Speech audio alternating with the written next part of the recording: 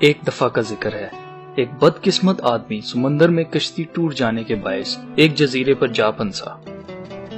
وہ ہر روز خدا سے دعا کرتا تھا کہ آئے خدا کسی کو میری مدد کے لیے بھیج جو مجھے یہاں سے نکالے اور میں اپنے گھر جا سکوں، لیکن کوئی اسے بچانے نہ آیا اور اس کی مایوسی میں اضافہ ہوتا چلا گیا۔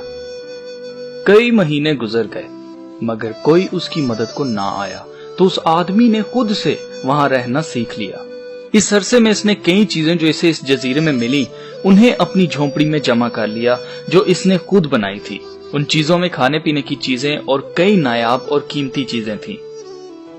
ایک دن جب یہ کھانے کی تلاش کر کے واپس آیا تو اس کے لیے قیامت کا سما تھا اور بے بسی کا ایسا عالم تھا کہ اس نے دیکھا کہ اس کی جھونپڑی میں آگ لگی ہوئی تھی اور جو کچھ اس نے جمع کیا تھا سب جل گیا۔ جو کچھ اس کے پاس تھا وہ سب جل کر دھواں بن گیا تھا اور بچا تو صرف وہ لباس جو اس نے پہن رکھا تھا۔ وہ شخص انتہائی صدمے میں آ گیا اور غصے سے پاگل ہونے لگا۔ اپنے غصے میں اس نے مٹی اٹھا کر آسمان کی طرف پھینکی اور خدا کو برا بھلا کہنے لگا اور چلا کر کہا، آئے خدایا، تو میرے ساتھ ایسا کیسے ہونے دے سکتا ہے؟ میں اتنے مہینوں سے تجھ سے دعا کر رہا ہوں کہ میری مدد کے لیے کسی کو بھیج، لیکن کوئی نہیں آیا، اور اب جو کچھ میرے پاس تھا وہ سب آگ کی نظر ہو گیا۔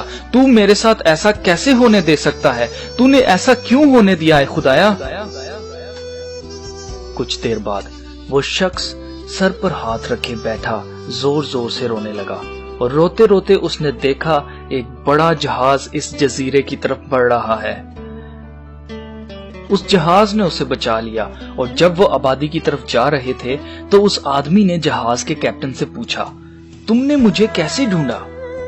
کیپٹن نے جواب دیا، ہم سمندر کو دوربین سے دیکھ رہے تھے تاکہ اپنا رستہ نہ بھٹکیں، تو ہمیں دھواں اٹھتا ہوا دکھائی دیا، تو ہم نے فیصلہ کیا کہ جا کر دیکھتے ہیں، اور وہاں تم ہمیں ملے۔